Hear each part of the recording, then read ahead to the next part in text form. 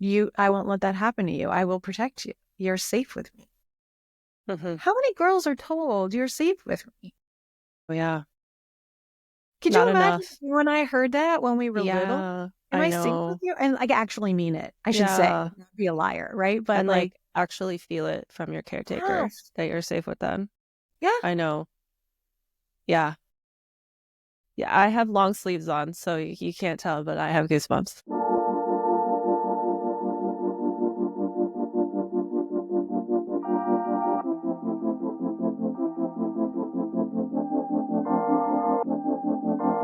Welcome to Openly Spoken, the podcast to help you show up, speak out, and be seen in healthy relationships. On this show, we talk about self-love, sexuality, relationship tips, including ending the cycle of toxic relationships, and healing and thriving after heartbreak. Hi, I'm your host, Celia, and I am a certified sex, love, and relationship coach, helping ambitious women with a history of toxic relationships feel deeply connected in healthy love. These are such important topics that every woman deserves, so if you could leave this show a rating and a review on Apple Podcasts or Spotify to help more women find this, it would mean the absolute world to me. Thank you so much for being here today. Now let's dive into the show.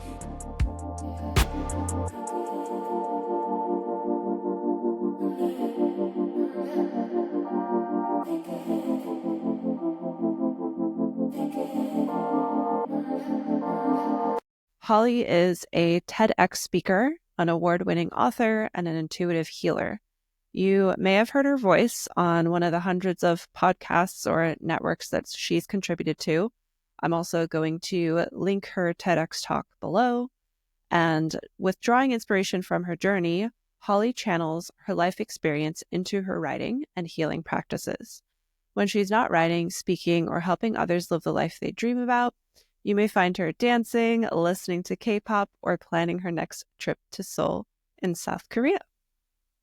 I hope that you enjoy this episode, and don't forget to give us a rating and a review on Apple if you are listening on Apple or on Spotify. And if you are listening or watching on YouTube, don't forget to like and subscribe to support the show. We're going to talk about kind of like a heavy topic. So maybe Oh. before we dive into that, I'll just ask you, like, how are you? How is your day going? How is your holiday season since we're recording this in December? Yeah, what is the life like right now?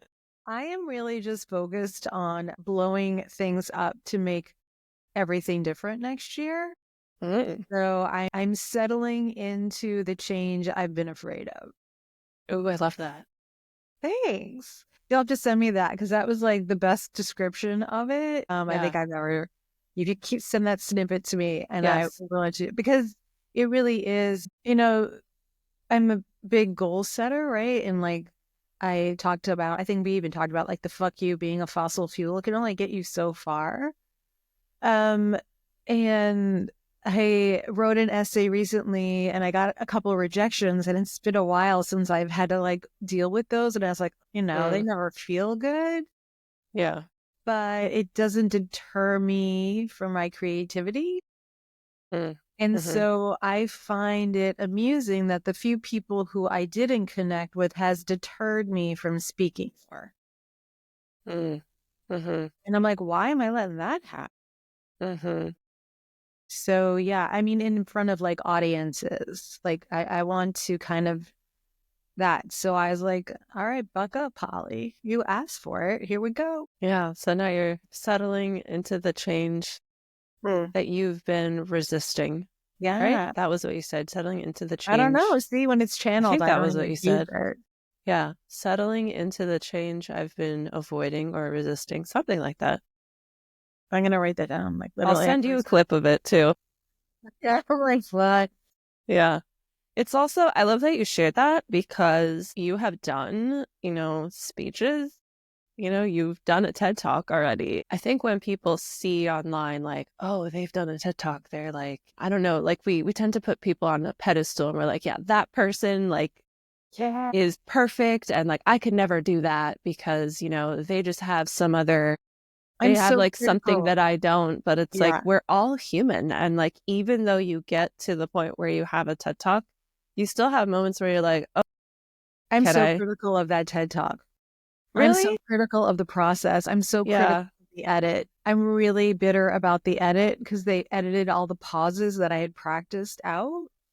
I found the experience unnerving on so many levels. And I thought it was going to build community, but it didn't. Instead, it brought up older tropes of perception about me from the Weird. creators of that talk, which are you're weird, you're so Mm. quirky, why are you so emotional? Like, those are the things the people running it would say to me.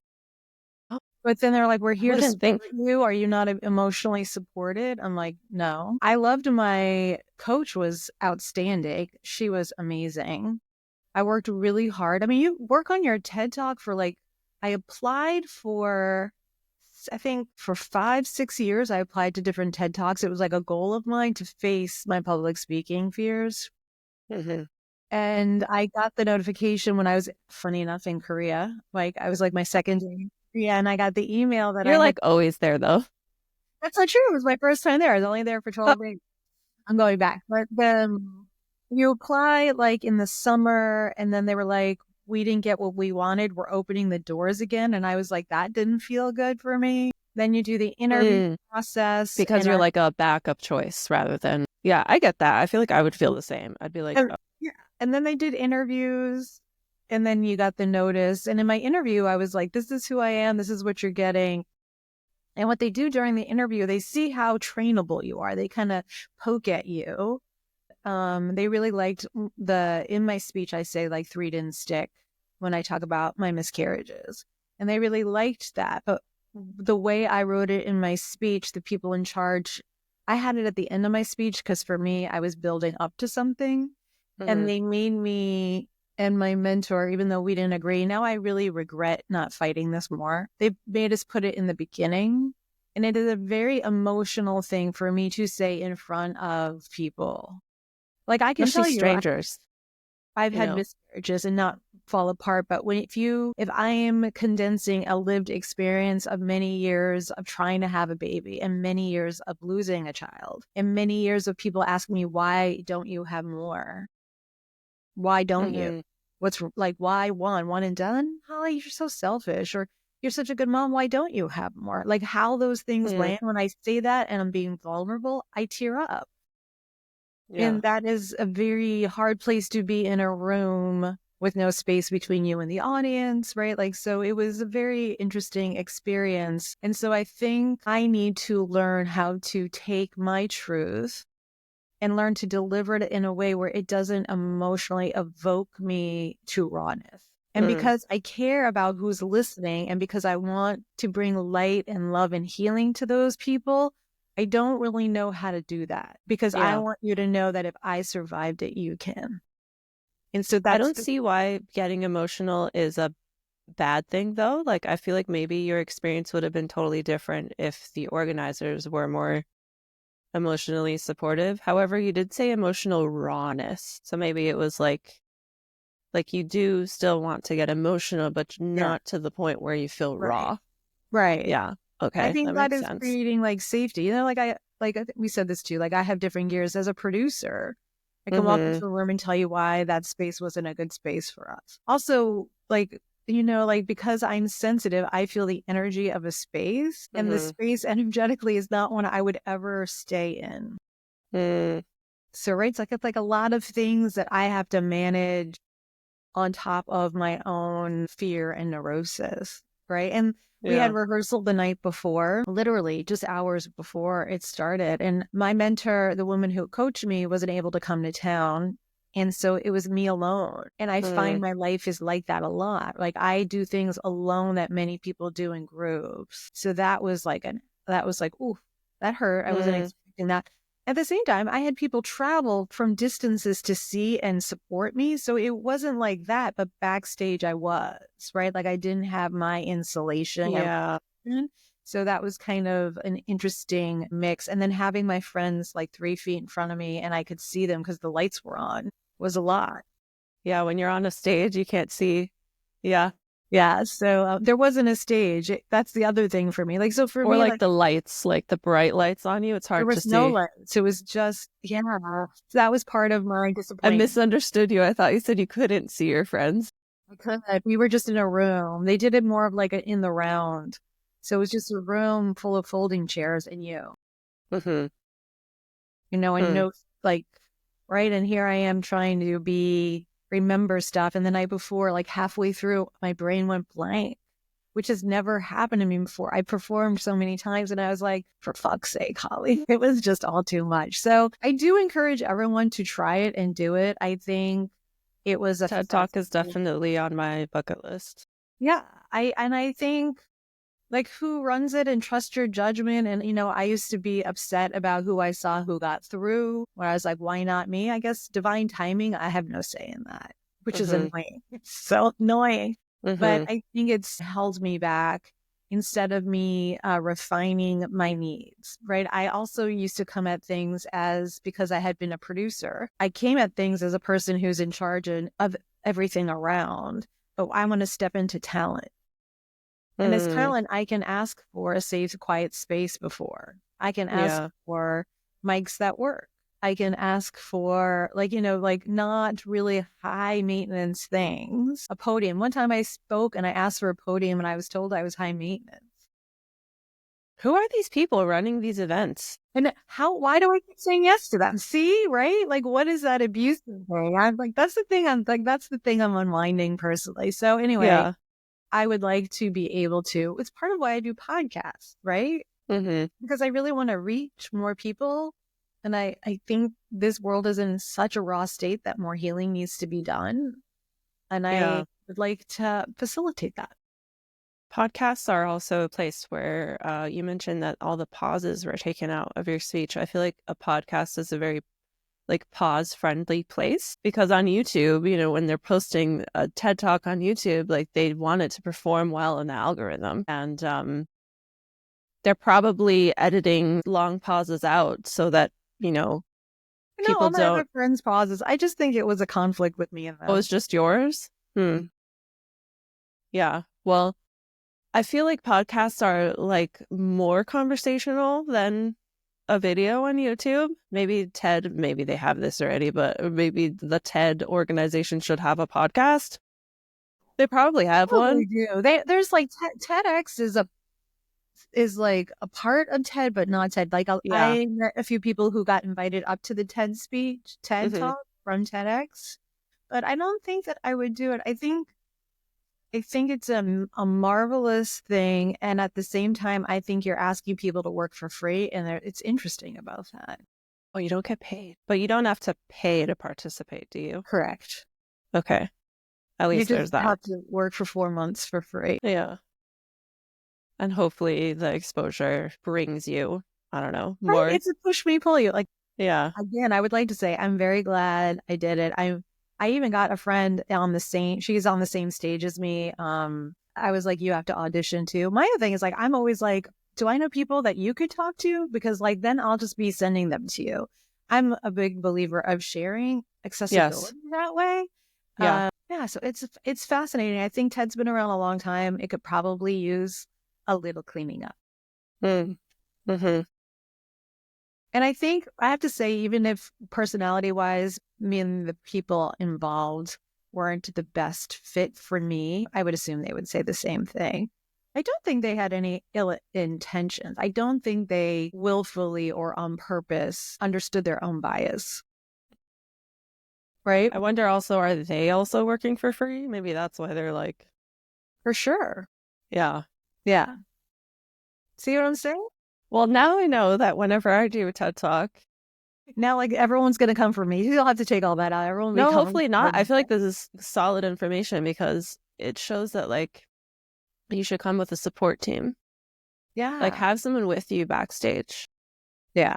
I And don't like know if you you even see can this with really. like, certain celebrities, they'll talk about friendship and like having certain relationships and like the ones that don't have that, they're the ones that you see like on TV that they got like a DUI, Yeah. you know?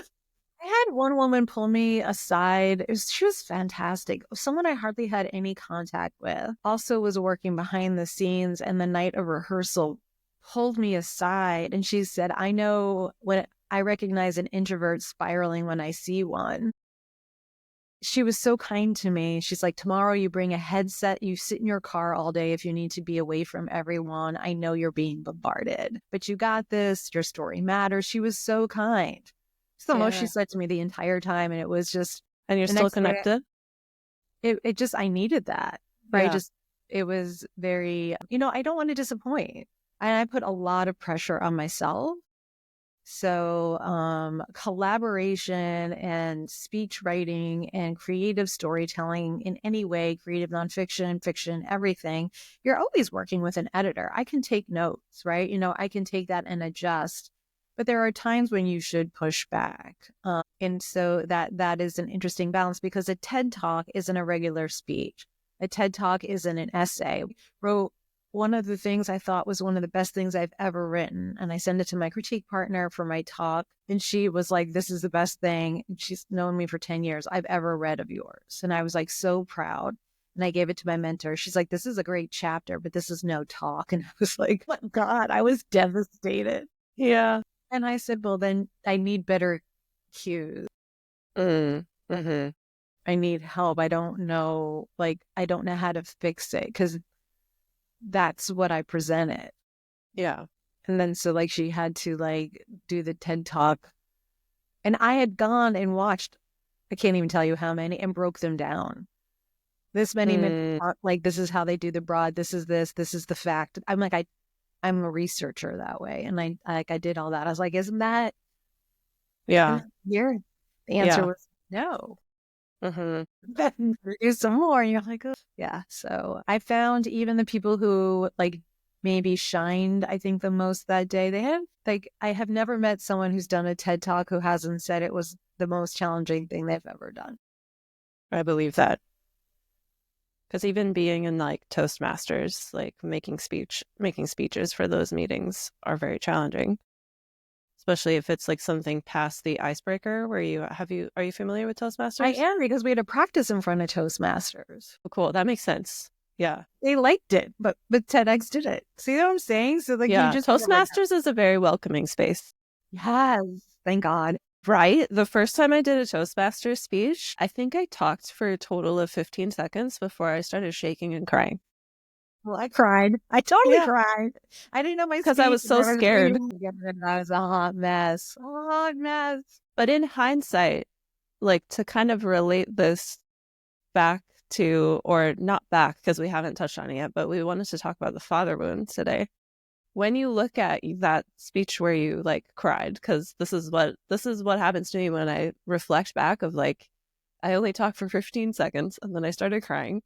Now, and it's almost 10 years later, I look back at that moment and I'm like, wow, that was me existing in my old trauma of it's unsafe to express your voice because you're going to get in trouble. You're going to be criticized. You're going to be harshly responded to. And I wonder if you've had that same I experience when you think reflect. people dismiss my pain too easily because Mm, I can handle it. And I think when I finally let down the wall, right, and I'm that vulnerable, it's such a relief to know I have space to do it, mm-hmm. that I'm overwhelmed with love and appreciation. And that's see, it's making me tear up. You see, I'm crying. That's what that was for me. I am in a welcoming, So it safe was a space. love and appreciation cry, not a I'm fucking terrified cry. Yeah. The Okay, terror, yeah, not the terrified cry. It's the love and that's appreciation. And beautiful. I will let you in where only three people it live in my life Mm-hmm. like that. So in my heart, I'm going to tell you that part of my heart that took me 6 years to heal in a sentence. See, if I say that, that just makes me emotional. 6 years Yeah, to heal that. yeah. And you're dismissing me and saying, why are you emotional? Because I don't fake who I am.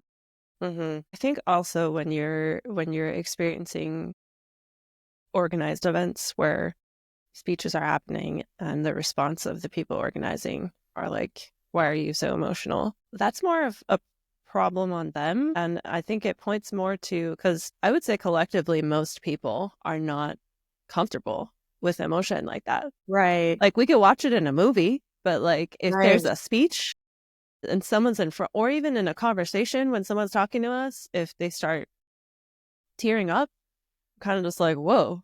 I mean, I'm sure women are more open to it, and I'm probably stereotyping, but typically it's like more, I guess, common for women to like really expose their emotions to their friends, but men don't really get that same I'm space really to like, still conscious. I also think there's a fine line, not a fine line, there's a big line, a huge difference between energy vampires and people who dump and being yes, vulnerable, that's a great point. right? Because there's Yeah, plenty of people who will come around me and be like, bleh. And I'm like, yeah, so I'm paid same. for that. I'm paid for that now. I'm Yeah. not taking time out and spending money to be out for you to vomit your trauma. You get a half hour of bitching and then I want to start laughing if I'm out with my friends. Yeah, I So feel you. I feel like there's some people who like they know that we can hold them. So I don't know how they sense that, but like I yeah, relate. Like my whole life, people I've been the person that people come to with their problems. it's that empath thing. It's that awareness. Most of us, right, are empaths because we had to be aware in our environment, right? So Yeah. it's I think even unconsciously people like can feel that. But one of the things I love the most about myself is that I'm not fake, right? Hmm. And I'll own up to my good and my bad, right? But one of the hardest things about being me is that because I can't be around people I don't like and vice versa. People have a visceral reaction to who I am. They like Hmm. me or they don't, right? Like there's not like I can be polite thing, which I really wish most more people could just be polite, right? I think sometimes being honest or vulnerable, especially in the days of social media, is hate comments, Mm. right? Like I'm like, I put a benign post up the other day and it was like on my YouTube channel and someone's like, I could tell by your glasses you're someone who needs attention and you must be a crazy cat lady. And I was like, Weird conclusion from glasses. I'm like, I just deleted the comment, obviously, but I I was like like, to respond to those comments because I'm like, I'm gonna feed the algorithm, and I'm like, thanks so much. how'd you know? I do. I have two. I have two cats. I have two. I love them both. They love me back. It's fine. I have two cats too. Okay. So I want to check in to see, do you have just until the hour mark? Do you have No, to? you're good. Okay. All right. Daddy wounds. Let's talk about the father wound. Yeah. Daddy issues. Well, so I have this thing, I talk about it in my book as well. When I refer to my parental unit, when Hmm. he's misbehaving, I call him my father. Okay. And when he behaves, he's my dad. Oh, That's a interesting. distinction I've had to do for myself. Okay. So when I'm upset or hurt by something, I call him my father. But then he's dad when it's the Ground opposite. soldier. Yeah. Yeah. Cool. Yeah. Just so you know. So how would you describe the father wound in case there's anyone listening who like doesn't really know what that is? I think it is not being seen, loved, or appreciated by father. Yeah. Yeah. I would say the same. It's like there's some unresolved trauma because of the relationship that you had or didn't have with your Mhm. father. Or the hope or the dream that it could be. Mm-hmm. I think that's what really leaves many people stuck, right? Mm-hmm. Like every now and again, I'll even like, because life is an onion and that emotion will come and get you, that will get peeled back. And I can dream and wish that it would be something else. Like, Mm-hmm. why can't you? Just, why can't you? Like, why can't you? Like, why can't you just call it, or can't you just, why can't you? It's such a simple thing. Mm-hmm. Like, and the dreaming and wishing and wanting that will leave you living in the trauma place of Yeah. of like your young self. A lot of people will call it inner child work. I don't always call it that, but like that karmic wound is really what I think it is. Mm-hmm. And then because I'm sick and twisted and sarcastic, my father is older and not always in the best of health, I'll say. And so, like, I saw my husband's mother after she passed, right? Because I could see dead people, and I just told her off. And like, I was like, go. And like, so for me, I'm like, I wonder if he'll appear after. I wonder if he'll learn his lesson on the other side. I I don't know. wonder about that. Like if I'm with one of my parents, not my dad actually, but one of my parents, if I'm with them while they pass away, like what would be their last words? Would they say, I'm sorry? I think I No. think that's a movie moment, and I love those. I love those. I don't think if they have awareness as we age, we get stuck. Our mind gets a little foggy. So I don't know that this capability, right? I don't remember if I said this to you last time, but it's like you can't get love from a rock. Not because the rock doesn't want to love you. It's just a fucking rock. It's just a rock. Yeah. There's no intent there. Yeah. You just got to accept the rock for being a rock. It's a cactus. So sometimes if the person's Yeah. prickly, if I'm like, are you going to hug the cactus? No. Yeah. You could water it a little. Mm-hmm. Maybe it'll give you a bloom, but it's a cactus. It's just going to prick you. Mm-hmm. And I think that's a good analogy of having boundaries. Mm-hmm. And I think with family members, that those are like the hardest people to have boundaries with, especially our parents. Yeah. I think there is something to be said for giving some people grace as they age, right? A little bit, knowing that sometimes they're doing their best. But if their best is abusive and hurtful, you don't have to do that. Like, you don't have to play that game, right? And that's where the hope can sneak in. Or, like, why can't you? Why Mm-hmm. can't you just get together for an hour on Christmas and behave? Why can't your girlfriend or boyfriend just shut the fuck up and just be kind for a few hours during a holiday so we can stay connected in some sort of pleasant way that will create a memory and establish a connection in family? It's like I just don't think that's so hard to do, but yeah, it is. Mm-hmm. Right. So, like, for me, my boundaries are I haven't been to my father's house since his girlfriend acted out, and he just tells me to forget it. Oh, But she like screamed and cursed at me, and then I turned around and saw my daughter, who was like 8 at the time, behind me. Nah, I don't fucking think so. So I went yeah. off on her, and I behaved exceedingly bad. I behaved Mm.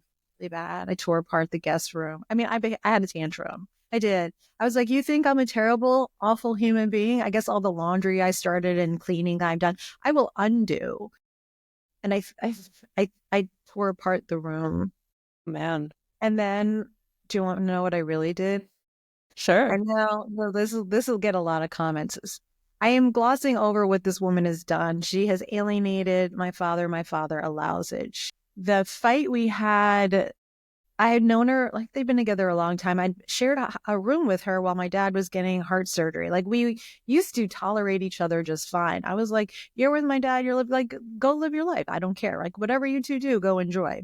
During one of his heart attacks, because he's had many, they were supposed to go to Spain or Morocco or somewhere the next week, and he was still in the hospital. And I said, I need you to please postpone the trip. And she's like, I'm goddamn old. I'm not postponing my fucking trip. You're a bitch. And so I reached out to her daughters, which are similar in my age, on Facebook, they've been together for like a decade. I don't know these women at all, which I find really weird. Oh, that And is weird. Yeah. because she's very manipulative that way. My father allows it. He's okay with it, right? So he must be getting what he needs. So I reached out to them on Facebook and I said, hey, I'm sure you're aware that my father's in the hospital. They're supposed to go to Spain. Can you help me get them to postpone it, please? And now also because you're dealing with people who are older and their thinking isn't clear. And if you're stressed out because someone's in the hospital, you might not be thinking clear. I'm just like trying to cover the Yeah. bases Or like here. having the tickets to Spain might be like their only thing of hope that they're holding on to. That would be such a sweet thing to think, but it's not. But that's okay. So but let's I do tried. I like it. We'll pretend that one. Anyway, so the girls agreed with me, but they didn't really respond to me. It's not really, they don't know me, right? And they only know me through whatever or however they describe me, and who knows what that is. So the fight, so that was in August. So this was Christmas. I was there visiting for a few days. And you're a goddamn pain in the ass. You a troublemaker. You had my daughters call me and make trouble, and I wanted to do what I wanted to do, and you're just a goddamn piece of shit. And she just cursed, like was going nuts. And the daughters never responded to you. They just turned around and told their They mom. agreed with me, obviously, because they got them to postpone the trip. But that I have never, no, nothing else. Okay. Right. So anyway, so then the mom is cursing me out. And I was like, whatever. I go, you're such a nothing for me. I've seen so many of you come and go in my father's life in my lifetime with him. So I don't give a shit. So shut the fuck. Like, I was like, I'm not afraid of you or you're whatever. I go, and now I know when my father talks to you the way you do, because you're a fucking moron. Like, I went off because I was pissed. I gave you all this space and grace, and now you 3 shots across the bow. I give you 3 shots and then you don't. But when I turned around and saw that she was okay to do it, to scream and curse at me with my kid behind me, and that they waited to the day I was leaving for her to have this conversation. And then I realized my father left the house on purpose. So, like, this was agreed upon by them to attack me. I was not having that. So I verbally shot back. I was like, I'm not afraid of you. You are just so common. You're just whatever. I'm like, I think you're like the 10th version of you that my dad's been with. So whatever. So I went upstairs and made a mess of the room, called a cab to come get me because I was leaving. I was like, no. And then my daughter was crying because she was afraid. So I grew up with verbal abuse. So like any sign of it, no. And that's a stop no for me. And then they had been battling ants. So when she walked away, I took sugar and put it everywhere in the kitchen. They live in Florida. I put it everywhere. I put it in every cabinet, every nook, every cranny of the kitchen, everywhere. Washed my hands. My father then shows up and he's like, you're not taking a cab. I'll drive you. Okay, everyone just sit with that for a second. I just want y'all to sit with that. And as we pulled out of the neighborhood, my daughter's like, oh my God, my Legos. Like her Christmas gift that her present that she got was left behind. I'm like, turn around.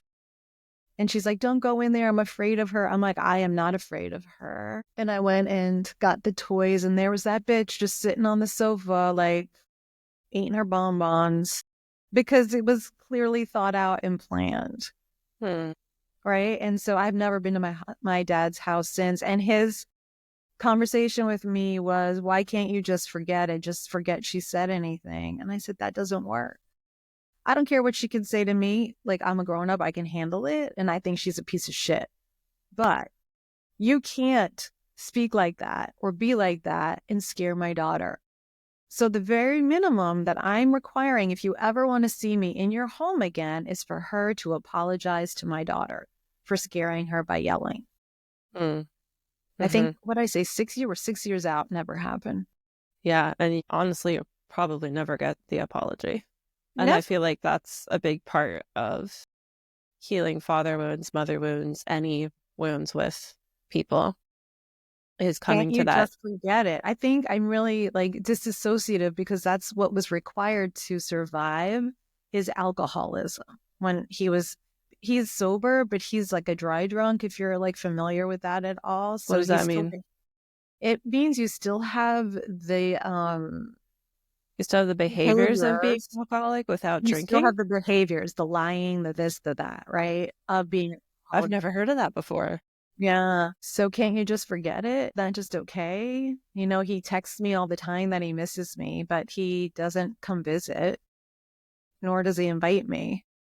But I can tell you, he's gone to Morocco and Spain and Dubai for 3 weeks and India. Like he's been all over the world. I'm 2 hours away. Well, you're 2 hours away. Wow. Flight and including a flight and a drive. If you were just going to drive, it's like a 10-hour drive. Yeah. Okay. So how do you hold yourself in that like shitty feeling of this situation? I think, I don't always feel bad about it. I Mm-hmm. feel relieved that I am not going to cause my daughter the emotional, mental, and spiritual abuse of showing her that it's tolerable to be belittled, put down, and negated and go back. Yeah. That ain't happening under my watch. And did you guys have a conversation like about it once, like after your dad dropped you off, once you were alone? She just can't believe that my father would let me go. Yeah. Right. So, and at age of like, so she's, a teenager now, so it's much different. But the conversation then is you did nothing wrong and this is not your fault. And it's not your job to fix it. Mm-hmm. And I won't let that happen. I won't let that happen to you. I will protect you. You're safe with me. Mm-hmm. How many girls are told you're safe with me? Oh, yeah. Could Not you imagine enough. when I heard that when we were little? Yeah, Am I I safe with know. you? And like actually mean it. I should say, Yeah. not be a liar, right? But And like like, actually feel it from your caretaker yes, that you're safe with them. yeah. I know. Yeah. Yeah, I have long sleeves on, so you can't tell, but I have goosebumps. Think that is like that's all the truth of it. My father, loves me to the best of his ability. He probably does miss me, but he has no ability to own his part or apologize. I'm sure he probably even said sorry for her. And I was like, that's not good enough. Yeah. Not good enough because you allowed it, because you left the house at a weird time. So you must have known she was going to do it. And my crime, if anyone's forgotten you're still horrified about the tantrum I had, which is the crime was, I'm worried about your health. Please don't get on a flight and die. Yeah. Yeah. Just saying. I'm so awful. Like I worry about you that way. So yeah. So I think the interesting dichotomy of like my pressure cooker of my personality coming out of a life of that, right, Mm-hmm. is I deliver really dry and I'm exceedingly emotional. That's why when I do let that wall down, it's extra special. That Yeah. vulnerability because there was no space to be like that. Mm-hmm. Right. I watched my father berate my mother every day over stupid shit. And in hindsight, I realized that's because he came home drunk. But Yeah. You don't I know that didn't when. understand it was alcoholism because it was just my normal. Yeah. Yeah. And I think it was when I was in therapy when I was like 28, and she's like, you might want to check out Al-Anon. I was like, no. But then I What went is to the that? Al-Anon Is that a is medication? it's a group. So AA is for alcoholics. Al-Anon is for the children of alcoholics. And it gives behaviors of how children of alcoholics behave. And I was like, tick, tick. Like I had all of them. And Yeah. that annoyed me because I don't like being like other people. So I was like, other people are now overachieving. Other people are trying to make peace in the house. Other people know what it's like to be afraid of not knowing what's coming in the door. Mm-hmm. Right. Or then my father would like back in the day shower you with gifts to make up for it, to make you forget, Mm. Yeah. which some people might think is awesome, but I'll take a safe space over that. Yeah. Definitely. Me too. And since you said that, checklist of behaviors, I did before this call, like look up for, what did I look up? I looked up like a checklist of things that come up with the father wound. And I thought like maybe we could go through that. Let's see. Father wound signs. Let's see. You'll pick broken men, Yes. starter husband, right? Broken. If I love you enough, you'll be happy. So this is from alivecounseling.com, and I can link it in the show notes. And there's one headline in it that says, or like subtitle, I guess it's called, How Does the Father Wound Impact Adult Well-Being and Relationships? And then there's like a list of about 8 things. And one thing that comes up is low self-esteem and low confidence. And it says that like children are self-centered by nature. We're like that first before we learn to like share. and be kind to other people. But when we have a father who's either physically absent or emotionally absent, we might receive criticism for being that way. And I think that's what contributes to the low self-esteem and low confidence. I also think, it doesn't say it in this article, but I also think to talk about what we just said about having the safe space.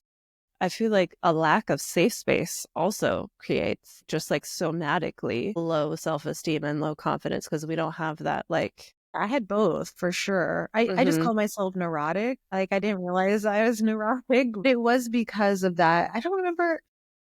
I think I had a talk with someone I knew in college recently. We reconnected and she is a famous newscaster and we were in the same program. We were catching up and I was surprised that she remembered me, honestly, right? So I was like, oh, it's been a really long time. And I was like, this is what I remember of her. I was like, you were really well spoken, thought you were really fun and smart, and you were like so confident. Just like, she back in the day before 1,000 cable stations, CNN was a thing. It was like a big thing to be able to get an interview there. And I didn't even attempt an interview. I had no confidence in what I could do. And I didn't want to be on camera. This is like just to be like a news person, right? Mm-hmm. And so she said, you know what I remember about you? And I was like, no. She's like, I remember you were wicked smart. She's like, you were really funny and you always stepped back. Mm-hmm. Yeah, I can relate And to that. right. But like, I think if you see me now or you hear me now or know like how far I push myself, right? Which goes back to the first thing we said, right? I'm facing that same fear that's come like an old one. It's not quite completely shattered, which is stepping up and being seen in the front because Yeah. I really like supporting other people. Yeah. I Same. want credit for my It's more work. I'm all comfortable good with to support right. other people than it is to like be the talent, like you said Right. earlier, that you're stepping into the talent rather than the like producer mindset. Right. So I Yeah. thought that was funny. She's like, you would go so far and stop. And I I totally do that think too. I don't like to attach that to the father wound. I'm like, I overachieved because my father came from nothing. My father was very abused, physically really abused as a kid and mentally, emotionally. He had all of it, right? Mm-hmm. So from what he came from, and he grew up really poor and he educated and got a college degree and like went to Brooklyn College and like became this thing and made lots of money. And that is amazing. And I was like, if he did it, I should be able to do it. Why am I not doing it? Mm. But for me, I could never live up to. Mm. Did he or I my bet so mother many ever people can say relate to that? that. They Yeah. never said that to me. They Yeah. don't even know where it comes from in me. They look at Yeah. me like I'm a complete alien. I was like, I obviously am. Yeah. Full I just, obviously, but so I guess it is part of this soup, but it is still pretty unconscious. I just remember his words hurt. Like they would physically hurt me. And he would have no memory, right? So How you had convenient. to forget. And then when I was little, he'd be the guy watching Saturday morning cartoons with me. Mm. Like, so like that is my dichotomy. Yeah. It's interesting to look back and witness that part of like who I was watching this interview recently with. Do you know Jeanette McCurdy? I know the name, but I Actress. don't. She was Yeah, an yeah, actress yeah, on yeah, yeah, yeah. Nickelodeon. She wrote the Yeah, book I'm Glad My Mom Died. with her mom. Yeah, yeah, yeah. Yeah. And in an interview, she was talking about how when you're a child, there's like a necessary delusion. I don't know if those were the exact words she used, but there's this necessary, like we don't see fully the reality with our Right. parents because they're, first of all, we're kids. We don't fully understand. Second of all, like our survival depends on them. So it's very interesting to look back and see like the differences between that, like him watching the Saturday morning cartoons with you and like having those like nice memories and like realizing that like, I don't know, I guess the shattering of that. Yeah. Cause it is. Also think for me, femininity was weak, Yeah. right? Because my mother took it. Mm-hmm. He'd come home. I have like a very distinct memory of being like on the stairs at the top of the steps green carpet, him coming home, being so mad about everything that happened at work, right? Everything that didn't go right. His vein would be popping and God, that sound. I hate that sound. Did you hear it? Because Yeah, I heard it. I did. Yeah. that sound makes my body want to convulse. Sound and him screaming her nickname, not because she had done anything wrong, but just because he was venting. So in my head, I had to be strong enough to take that, even though I hated it. Emotionally, I knew that. Mentally, I was like, I don't want to be feminine. My mom is super feminine. She's super blonde, blue-eyed, feminine. Like, I look like my dad. I don't look like my mom. And I was like, she's punished. Femininity is weak. Femininity can't push back. Femininity, like for me. So also when I was wrestling with who am I, how do I want to be? And when I started healing those wounds and surrendering into the power of femininity, which is utterly and completely different than your masculinity and just as powerful, it's just different. Yeah. That I had to get over the understanding or misconception of weakness. I used to Yeah. dress in specific ways as a cape. I would call it like a superhero cape. I would dress like tough or a color or a this Yeah. or that to protect myself Yeah. from whatever else could be. And then in public, I think for the most part, I was known for a big smile, right? And being serious and like all of those things, Yeah. right? And all of that was a child's coping. And back then I danced like 5 days a week, 6 days a week. And right, my dance was my emotional outlet. It was the way to get it out and move it and express and and my teacher was awful. She was abusive too and screaming like I'm a little girl. Like, do you have to scream at a little girl like that? Nowadays, I don't.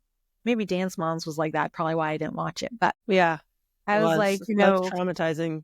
I when couldn't you watch it. have a talent, where do you push? There's a fine line between a good coach and an abusive one. Right. So just like how I tell grown-ups, grown-ass people, if you had not healed your shit, it's going to show up at work. Look, even unconsciously as a child, I was recreating an imbalance where my safe place was still hurting me. Yeah. Because we're subconsciously trying to heal those wounds with other people. That's why we get into relationships with people who remind us of our people that have hurt us in the past. All right. My new talk, the one I want to step out on stage in 2025, is taking the trauma out of bonding. All I'm those excited to girls hear that. all the girls I met back in the day in that dance class, we all had the same issue. Otherwise, we wouldn't be able to You deal wouldn't with have a been there. woman who was Yeah. belittling us. Yeah. You would have been like, Mom, this is horrible. I want to quit. Yeah. This Because a lady's, normal person yeah, would. a normal person would. Exactly. Not, Right. not normal. I don't know if normal is the right word, but a person who learns at home that behavior is okay is going to put up with it. Right. Yeah. Again, fine line between pushing, doing better, right? Yeah. You have to get tough. I'm not saying that, right? Trust me, especially in this day and age, I think our kids are all way too coddled, right? Honestly. But there is a balance between what I think my job is as a parent for my own child, right? When there's difficulty, things aren't working out her way and someone corrects her. My job as the parent is I'm sorry that hurt to correct. You can have those feelings. What are you going to do about it? Then you get to discern, was the correction necessary? Do I need to work harder? Is this not a fit? Is it a momentary, someone had a bad moment, right? Because I don't want to say all these things because it's super simplified for 55 years of my life in a few sentences, right? So it's a little different. There is nuance, and I wish we would make space for the nuance, right? So I don't know. I think moving forward, and for anyone listening, I would want you to be able to decide that I can love the person, but not have to have them enmeshed in my life. Yeah. I can Definitely. acknowledge that I have a dream of a relationship with my father that was different, but realize the reality is it's not. And when I open the door to more, I just get hurt and they don't. Mm, Or maybe they get hurt because I've closed the door, but that's not your problem. The solution is they need to reflect and say, where can I do better? And where is this my limit? And if this is their limit and my kid can't accept that, I guess this is the price. yeah. That's a very mature thought process. Yeah. I love that. And it ain't easy, and we're not always that good, right? Because sometimes you shove sugar in cabinets. I'm just saying. Yes. I also loved what you said about like looking at what your ideas of femininity was and thinking that it was weak and like exploring that because that was also like one of my big growth points is like looking into like what is divine feminine energy? Like let me look this up and like let me lean into it. And like for my experience, I haven't shared anything from my father wounds, but I was raised by my stepdad who married my mom when I was 2. No, I was 3. And he's from Pakistan. And his culture, like women are literally second class citizens. And I internalized that as a kid. Like I always I also thought that femininity was weak. I thought it was better to be a boy. I did all the things that you said where you would like dress to be like tougher and stuff. Like in high school, I would wear Boy Scout shirts that I found at a secondhand store. Like I'm not gonna lie. it was really cool how it was really cool. And I don't regret wearing that. Like I don't think it's ugly. However, at the same time, the feminine parts of me, I was like completely rejecting or like doing certain things like in secret. Like I would never admit to anyone that I like loved Britney Spears because it was way too girly. And it's like just listen to it in secret. And I think I'm curious what you think about this, but I think when we look at our own feminine and masculine side, which I think shows up differently for everybody, I think that our feminine side is probably like an internalized version of like our moms, perhaps our moms or like any other female caretakers, even though, you know, feminine and masculine energy does not have to do with gender. So I know that I'm like muddying some stuff here. And then the masculine side tends to be an internalized version of our fathers. However, for both of us, we got a certain message about femininity from our fathers too. So it's like, yeah, it's interesting to look at. I'm curious your thoughts. Yeah, I think I don't mind defining gender because I'm so going to be Gen X that way. Like just and it's not as because I don't care, be, love, do whatever. But I think there's like that's a whole other conversation that like but I think for me femininity also was about sexuality. Mm-hmm. Right? Like in growing up in the time that I did, it was like Farrah Fawcett and her see-through bathing suit. It was Playboy, right? Like I know there's way more bombardment. You have OnlyFans now, you have all of these other things where we can dissect sexuality and femininity into parts and parcels. So that you dissect a woman until she is not. Mm-hmm. Want that to sit there for a second. So you're dissecting women until they are not and then telling her what she is. Yeah. Holy shit. Right. Like, well, whatever minute there is on this one, we're going to like, I want that clip too, because that's kind of what's happening. So like femininity can be when you're comfortable in outward expression, but it is all really internalized about your worth, especially if Yeah. you're a woman. Right. So what is your worth and what is your value? Right? Go back to my TED talk back in the day. People love quoting Confucius. He believed women were only good uneducated. Women didn't have names. Women only got a name when they bore a son and they became the mother of the son's name. I Confucius just threw up in my hated mouth. women. He hated them. I did so much research on this. I was horrified. So just like let that sink in, right? Confucius had a mother wound. Obviously, right? Oedipus complex, what is that? I think culturally, like I don't know much about Pakistani stuff, but I'm assuming, like women covered and more modest. And I'm wondering if he ever touched you or showed you affection. And I'm wondering what made that kind of person attractive to your mother as a model in your home for you, Mm. right? Like, what's Yeah. that wound that would bring that in? Was what was the security and or safety that she thought that that brought?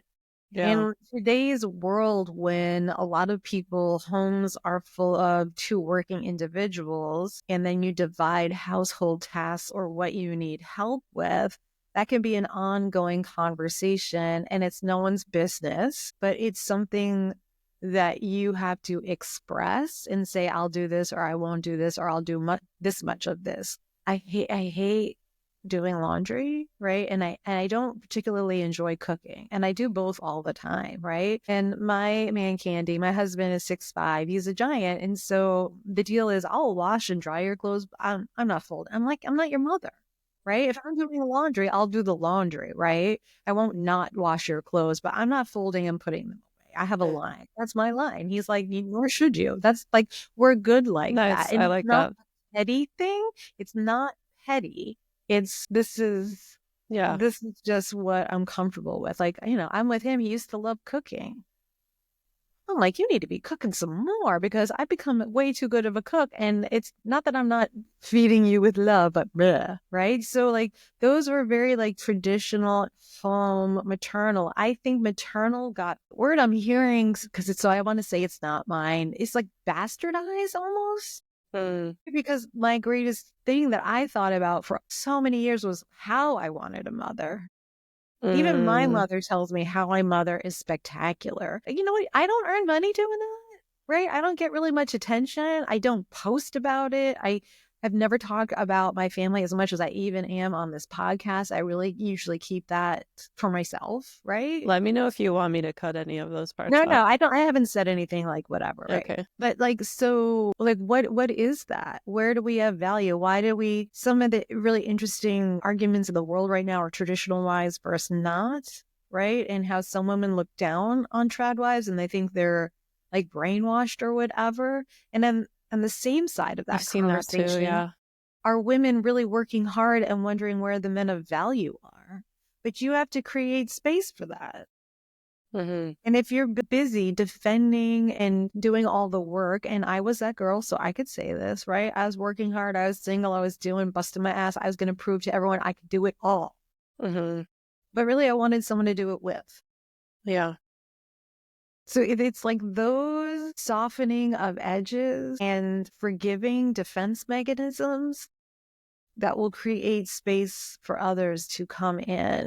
And then you can make other choices. But when you're busy defending and proving, that's a very different, that to me is masculine energy, where feminine energy is, I am successful and I want to share in that.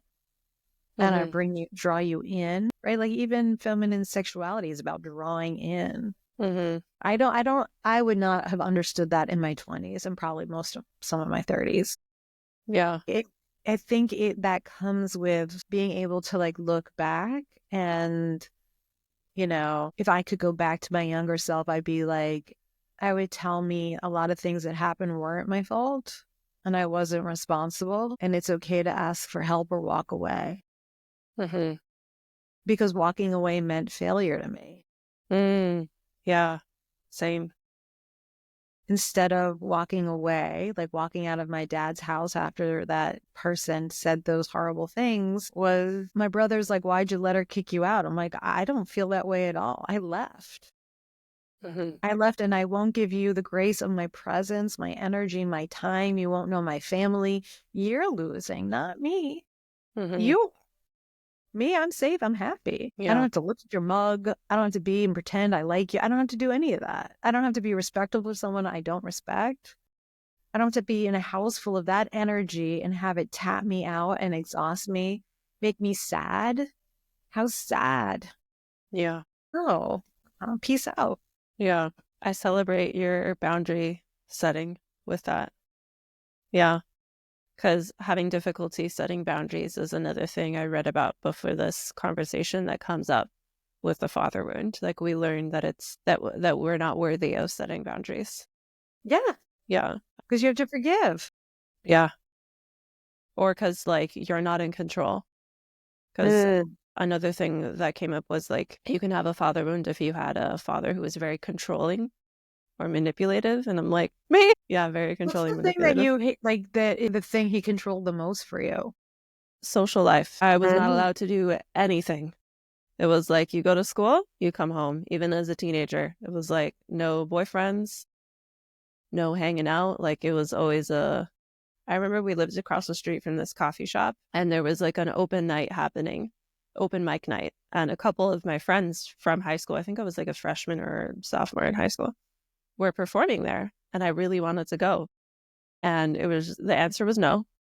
And the reason why was because I had to do chores. And I'm like, the house is clean. And it's like, no, because I said so. And like, that was basically the story of my life. Just like, you can't do anything. So like, I always dreamt of just like moving out on my 18th birthday. And the ironic thing about that is like, my first long-term relationship from when I was 18 to 25 was exactly the same way. Yep. Well, I don't like That's this what you friend. know. Like, don't hang out with her. And it got to a point where by the end of the relationship, when I finally broke it off, I had nobody. I had no friends anymore because I allowed myself to be alienated by this person because that was what I was used to. Yep. And I do remember having these weird moments where I'm like, he reminds me of dad. Because I call my stepdad dad, even though I'm in contact with my biological father now. I remember being like, he reminds me of dad. That's weird. But like, I didn't know anything about psychology at that time. I didn't know about, things I know now that we're like trying to heal our wounds from childhood with the person that reminds us of the person that created those wounds. And Yep. that's exactly why that person is not able to meet our needs, because they're the same, like they're similar to the person that couldn't meet our needs in the first place. And so it's just this cycle that will keep continuing. Yeah, because you have to have awareness. I had this conversation with a friend whose children are in their 20s, and they've been dating the same person for 5 years. And her perspective is, you either get engaged within the next year after living together or you leave, right? Because, and I agree, like if you're living together, a date and a date, you need a ring and a date. Otherwise, it doesn't work. Like, again, perspective. I know this, right? So, but I also don't think you should get married in your 20s because No, what you're doing is breaking. Like, I try to explain this, right? Like, you do what you know, even though what you know you don't like. you do what you know, even though you know what you don't like. No, Yeah, do what you know, even though what you know you don't like. So you dated that guy and you didn't like how he was controlling you, but it's what you knew. And even though exactly. you didn't like it, you were in it. And it took whatever that last straw was for you to be like, and done, right? Like, I got to work on this. This isn't what I want to do Yeah. anymore, right? So, like what you learn your parents' relationship so much of from what they don't say as much, right, as they Yes. do. Yeah. So in your 20s, I highly recommend go see the world. Go, it's okay, you're broke. Go do it broke because you're young, you can, right? So Yeah. And there are all these like group travel things for people from like 18 to I think 35 is the cutoff I was age. busy proving myself. You could be one of those, Yeah. or you could be young and go see the world and Yeah. like figure it out. You got plenty of time to do everything you want to do, Yeah. right? So explore when you can, and that will open your eyes to other possibilities, For sure. other ways, other relationships, other culture, other norms, and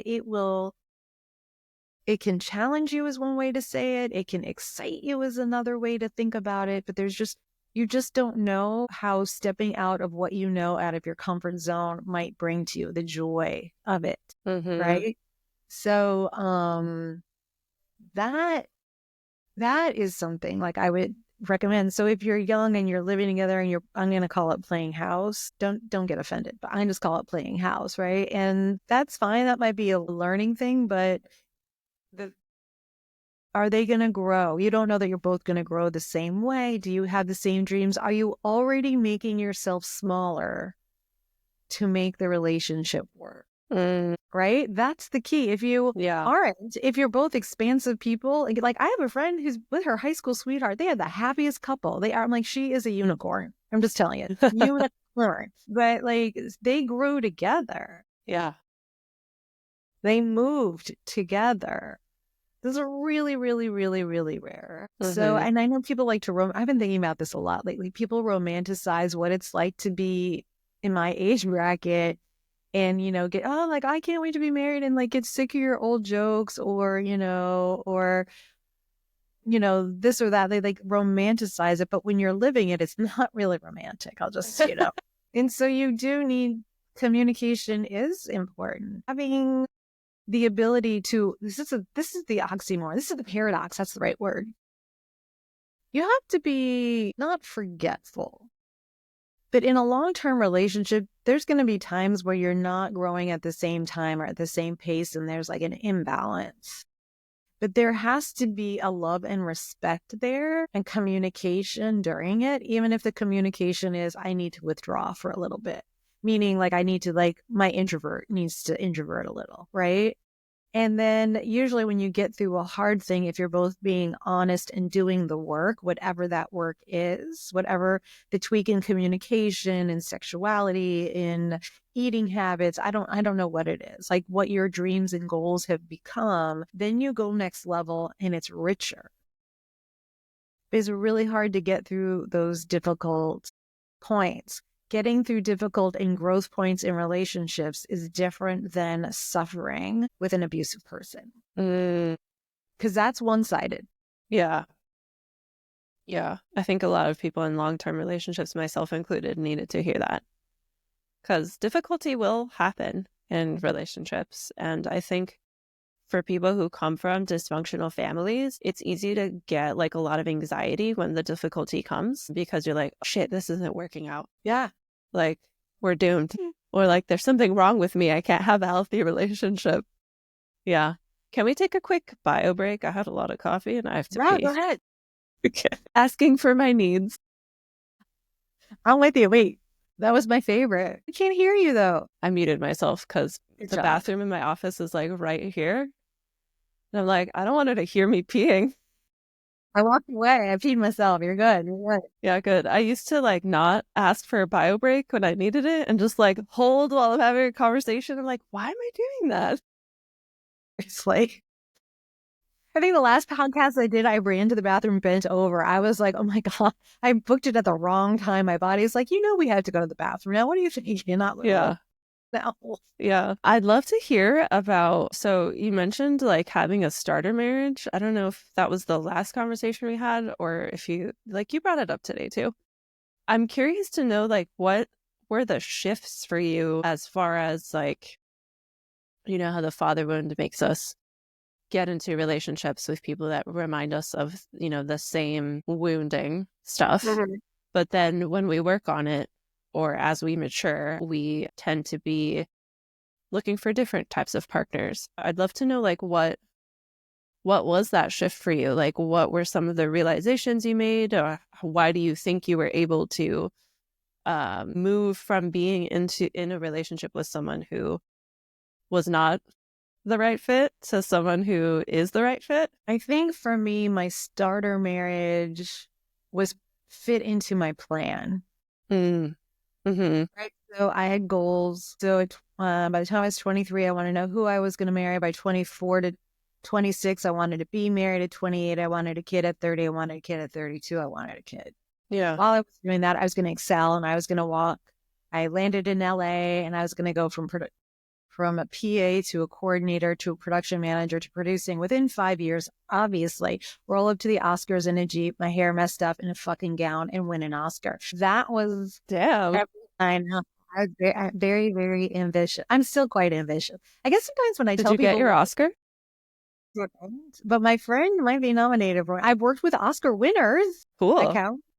I think also LA works for me because it's full of people with wounds. It's full of hurt people. I think art is created out of a need to express. Like, I don't really know any like, I'm a happy person, but like, when I go somewhere and I tap into things, I think you have to be able to be emotionally honest.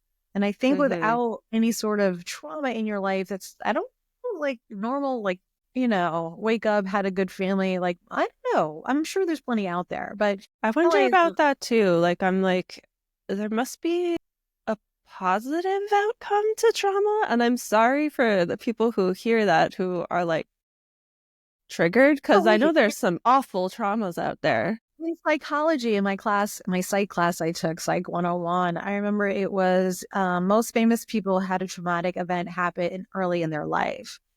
And by then I had already been raped and my house burned down. I was like, I'm here, man. I'm here for it. What's up? I guess that was the reason. I mean, because I'm weird. And that was my coping mechanism. Mm-hmm.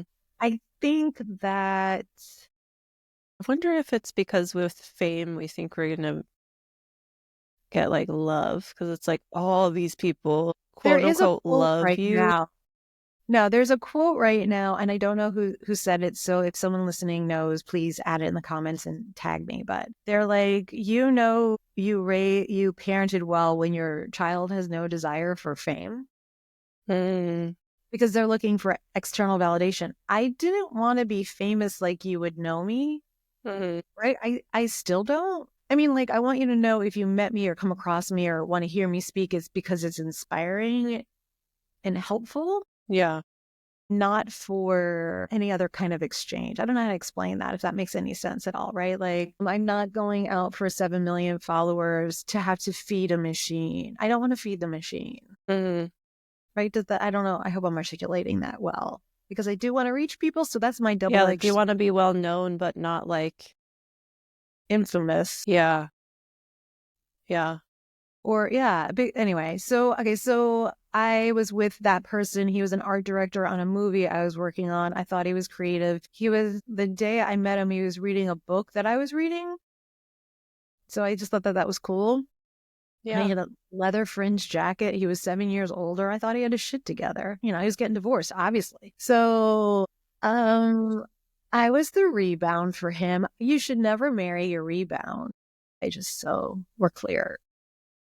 Why You not? got to finish going through your year of crazy before you start any relationships. Actually, had a client recently. She's like, "Oh my god, I'm dating this guy. He's so great," and he looked very different than her ex, right? I was like, just so you know, the next one you date is always really your ex, just dressed different. Just like go have fun, more protection, but you know what it is. And like last week, she sent me a text, damn it, you were right. She's like, I thought he was so different, but I started noticing all of those things that you told me. I'm like, I didn't want to ruin that for you, but there'll be someone else. Don't worry. So Mm-hmm. I think my healing was in relationships. I had to learn to receive. Yeah. I did not even for one iota know how to do that. And sex was kind of weaponized for me because of I lost my virginity to an assault. So, like, for me, Mm. I was always trying to gain control there too. Yeah. Right. And that scenario probably would have never happened because I wouldn't have been friends with the person who invited the guy to do that to me to my house if I didn't have a father wound. If I Yeah. didn't pick people who were hurt and unhappy, they wouldn't be like, oh, you're 15, you should not have your virginity anymore. Like, if you say that out loud, just saying, that's so crazy. So I think for me, I had to be okay with not being in control and receiving, and then coming to terms with I like people with edges, right? Mm. I like Mm-hmm. that. I don't tolerate liars or cheaters. You cheat or you lie, I'm out. Those are my hard lines, right? That's me personally. I am not a person who's able to be polyamorous, right? Not that at all. I am not someone who can tolerate lies because father wound. Like, right? Like, Mm. Yeah.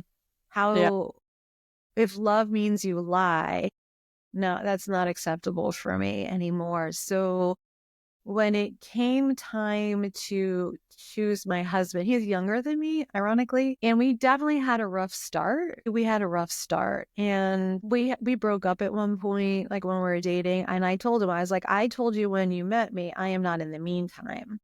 If you're looking for in the meantime, leave me alone. Mm.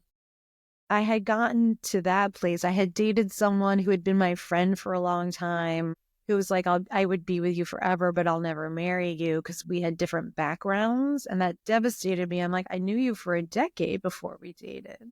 Yeah.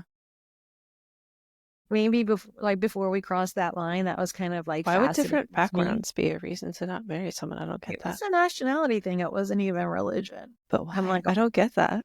I know, then they picked who they wanted and Huh. happily and doing their thing. And that led me to make different choices because Mm-hmm. religion has never been a breaking point, like a thing for me, right? I could respect your faith and how, whatever. But I was like, if that's an issue, then I'll just go down this lane instead. Mm-hmm. I did. I met my husband and he was feeling his feelings. He was like in his heyday, right? And I had been divorced for 4 years by then, I think. So I was like ready to commit. I didn't know if I believed in marriage, but I definitely was monogamous, Mm-hmm. right? So, and I had my fun. I had my fun and I wanted something different. We definitely had our glitches. I'm not going to say it's easy. But we were honest Mm. Yeah. and we could fight not dirty. Like Yes. we Fighting fought about well what is we were fighting about, right? Those were the things. So I don't really want to get too personal about that because I don't talk about him. But like I think the thing is that we like worked our glitches out and we've had some big ones, yeah. right? And COVID wasn't easy either. And I think that it has to be about respect. And I think it's also important that he goes hangs out with his friends because he'll come home and he will love on me because I think he hears a bit about what other people like whatever goes on in that house and he's like, I couldn't live with that. Right. He's the kind of man who I've gone on writing retreats alone, right? I do some solo trips because what I want isn't what he wants. And Mm-hmm. doing there isn't fun, but I could come back and be super excited and I want him to go do what he wants to do. Yeah. So it's a balance. And I think it is because I know he won't cheat and I have confidence in who we are in our relationship. Yeah. Yeah. I'm hearing that you both have space to be your own person. Mhm. I'm hearing that there's a lot of trust. And I'm Mm. hearing that you both have this skill that is very important for long-term relationships is being able to fight well. Yeah. Plus the honesty piece. Yeah. And the irony, want to hear something crazy? So his mom could be the Mother Wound podcast, right? She was whatever. Her birthday and my father's birthday, same Same year too. that I don't know. I know my That dad's would be older. wild if it was the same That year would have too. been the other thing Same is year, same time. the other really fascinating thing about my husband. So the first time I took him to visit my family or meet my family, my father was very active in his addiction. Mm. It was awful. He was awful. No one outside my family had ever seen that. Right? Like, so it was a family party, of course, like it always was. And then we were back in my father's house. My father had left my mother for his mistress, and we were in their house. And it was my dad, my husband, who wasn't his wife, just my boyfriend, me and my brother. And my father started doing what he does, which is eviscerate you with his words and that screaming and that, right? Mm. And he started laying into my brother. And my boyfriend said, "Where'd you go?" Like Because you disassociated. I don't know what that looks like, but I Yeah. was gone because fear, embarrassment, shame, Yeah. fear, like afraid of what my dad's going to do. I'm not in control. Why is he doing, like, why? Like, what is this? Whatever set him off, it could have been like we didn't smile big enough. Like, it could have been like, Mm. it's nothing, right? Yeah. It's not real. Yeah. So he literally picked me up and moved me out. And I was horrified. And I was like, I would never see, if I ever saw that, I would never go back to that. Right. But he like protected me. And he's like, I don't know where you went. And I got mad at him and started a fight and pushed him away because, like, what else are you going to do? I was humiliated and scared and embarrassed and had no other choice but to confront the reality of that relationship between me and my. Yeah. And then a little while later, so he didn't disappear. He didn't go anywhere. I was like, what the fuck is wrong with you? And then a little while later, my father was visiting, right? And we were out to dinner and he was also drunk. And I can't, because I disassociate, I can't tell you what he said to me, but it was awful. And of course, it's in public, out like in, like, I remember another boyfriend had met him out to dinner when he was visiting me. My father said something awful. And the guy looked at me, he goes, what father, like, who talks like that to their children? He said I that in broke up. front of your dad? Never wanted to see him again, right? So then my dad was, I can't remember, saying something awful. And my husband pulled him out of the restaurant and told him, you will never talk to her that way. If you have anything to say to her, you say it to me, but Wow. you will never fucking talk to her like that again. Wow. And then my father shut the fuck up and sat back down. And right, right, Thank you, Holly's husband. right. Man candy, my man candy. So, and I didn't know how to process that. I still sometimes don't, right? He gets very protective of me. Sometimes I'm like, it's okay, we're okay, right? Yeah. But it's like, even talking about it, like my heart races a little bit because it was like so overwhelming to have someone demonstrate no Yeah. to my dad, who was a lot of people's boss. Yeah. Who was the guy who earned money, who told Yeah. my mother if she didn't like it, he would just take something away. My Yeah. mom turned to me and said, don't ever let a man say that to you, right? Like, those were all my internal inputs. And also, what your husband was demonstrating was what you should have received from your dad, which was protection. Yeah. Yeah. Fascinating, right? Yeah. So even though like my relationship for my mom is too honest, right? Like, we're too direct. We don't wrap anything in passive aggressive behavior. We don't, when we're annoyed, you know it. Is your mom German, by the way? My dad's family is. My dad's family. Yeah. My mother's side is Russian. Oh, okay. Yeah. I think both of those cultures are very bluntly honest. Yeah, but not for her. Like, oh, her whole, that's a whole other thing. But for her, it's like she needs the compliment sandwich if it's gonna, like, we have to work our way to it. And I'm like, can you just get there? Like, can I just get there? Let's just get there.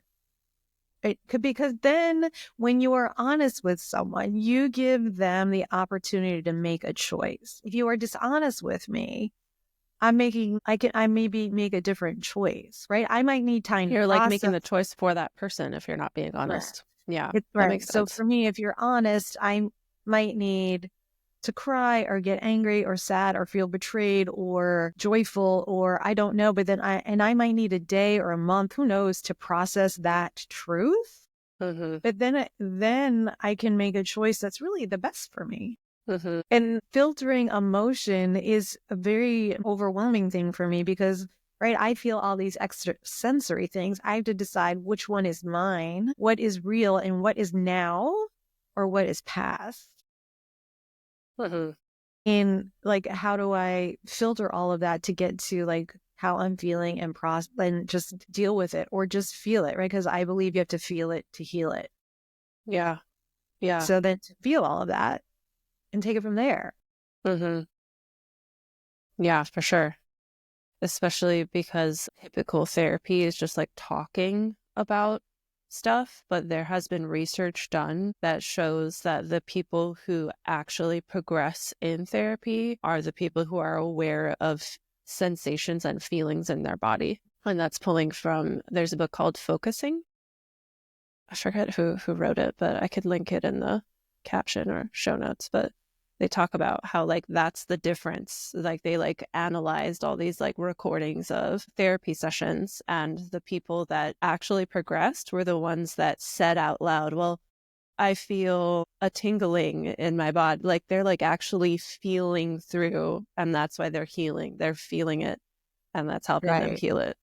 That's the magic of energy work. Like, if you Yeah. can't name it, I can feel it and I can literally move it. Like, so Yeah. many cry on my table out Yeah. of relief. Yeah. Like, oh my God, I can let that go. Yeah, I for don't even know sure. what that is, but I'm letting that go. Yeah. Yeah, a lot Pleasure. of people cry in my sessions too, and I feel very grateful to be able to hold that and to Yeah. be able to, like we did talk about with the father wound, like unlearning the enmeshment. Like when someone is crying, I can hold that and be that presence instead of crying along with them, which, like, if I was coaching 10 years ago, I probably would be crying along with the person. And then it's like, wait, who's holding this space now?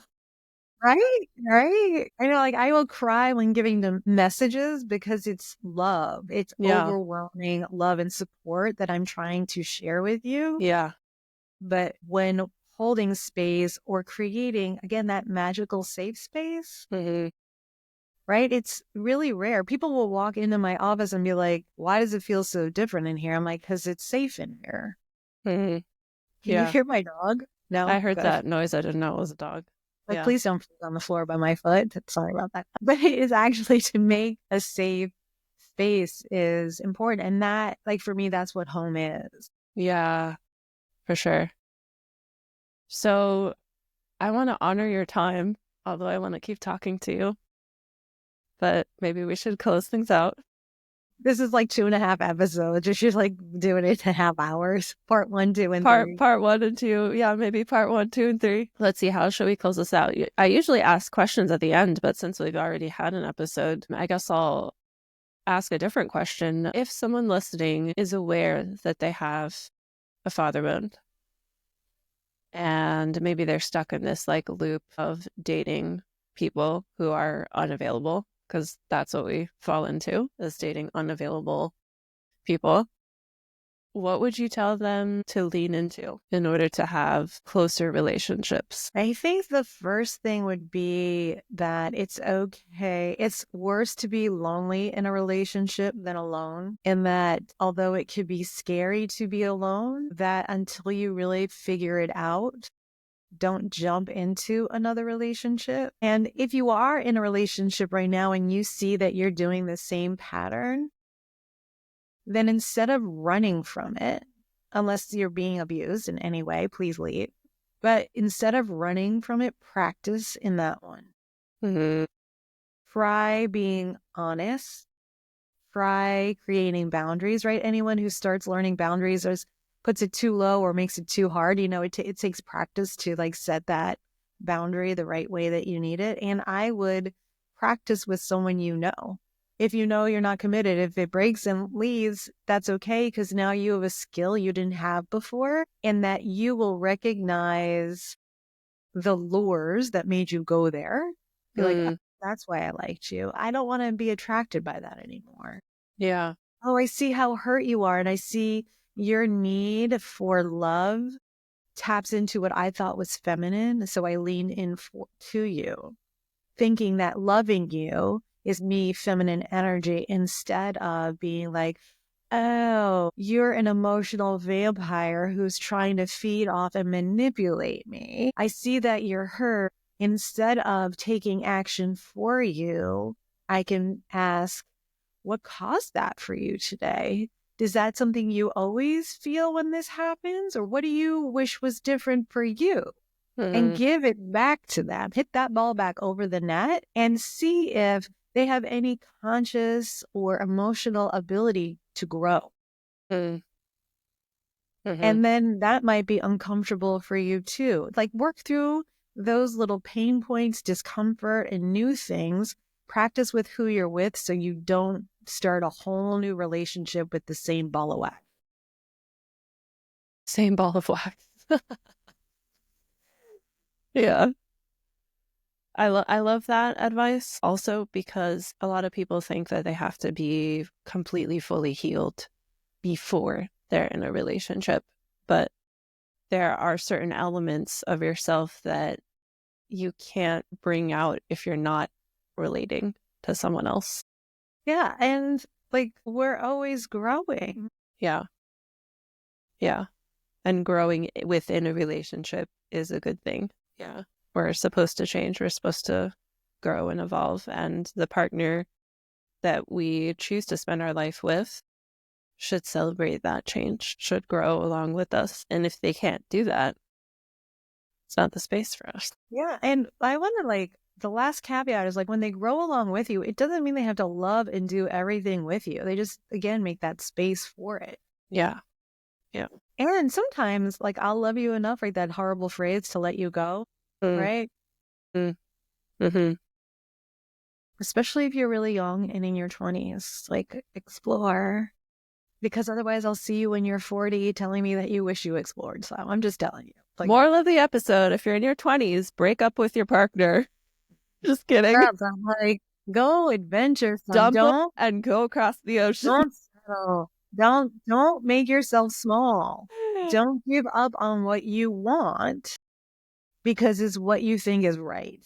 Yeah, and I liked what you said earlier in the episode. Are you making yourself small to make the relationship work? Because that is a very important inquiry to make. Whichever How do you way. But pronounce that word?